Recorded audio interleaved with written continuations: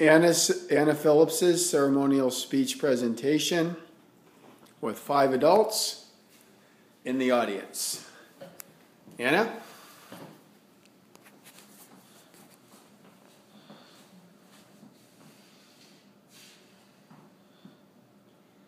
Imagine rushing down the hallway. A pager alerts you of surrounding floor's needs. Your response team members rattle off vitals and statistics of the impending trauma situation on the landing pad 5 floors up. And it's up to you to make the necessary decisions to resolve this life or death situation. This is the life of my clinical instructor with whom I worked at Carilion Memorial Hospital. Father to 4 boys between ages 6 and 12, devoted husband and faithful friend, Brian Phillips is a soul one rarely crosses paths with. Today, I would like to take a moment to honor my clinical instructor, Brian, by sharing with you the qualities that truly make him one of my role models. Fearless, he readily approached any situation that needed addressed by his qualifications. He readily accepted any challenge, and never was a patient's cry too small to go unanswered by his reactions. Like I mentioned earlier, he was the first responder to almost every trauma situation in which his educated, compassionate, and thoughtful reaction determined the life or death.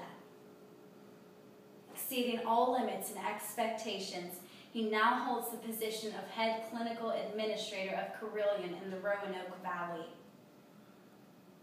Brian upholds this title by resolving critical situations while instructing students in his footsteps and being the main contributor within his family. Gracious, without this quality, Brian could not impact the lives of his patients and students as he does without boundary every day. Though his skills were mastered and lacking fault, I observed the gracious demeanor Brian exhibited in every patient situation, no matter how severe or simple. Even with an endless census of patients and 25 students that needed careful surveillance in practice, Brian addressed every patient situation as unique. I recall asking him to assist me in the removal of a PICC line. I was aware of the consequences the patient would experience should I make a mistake. Brian came to me. In a calm, reassuring gesture, he put his hand on my shoulder, looked me in the eye, and said, "Anna, you can harm or you can help. Make your choice before you take another step." And the procedure was completed without casualty. This is how Brian addresses his team members. The color of your scrubs and the title of your badge has no influence. I was part of his team. Tenacious, also meaning unstoppable. If someone was in need, he would cross oceans to meet that need without diversion. Brian did this for me personally in May of this year.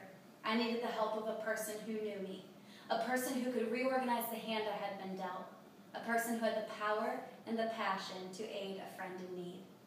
Brian Phillips is a supreme example of these qualities, fearless in his challenging profession, gracious to take time for each unique situation as it presents itself, and tenacious when a friend is in a dire circumstance. Brian is the reason that I want to become a clinical team lead among my nursing affiliates. Wherever I may find myself years from now, I will never forget how Brian was continually there for me and how his character moved me to become something more than mediocre. Brian embodies this quote by Florence Nightingale: "I attribute my success to this. I never took or gave any excuse. For all that you have done for me, and for all that you do in our community every day, Brian, thank you."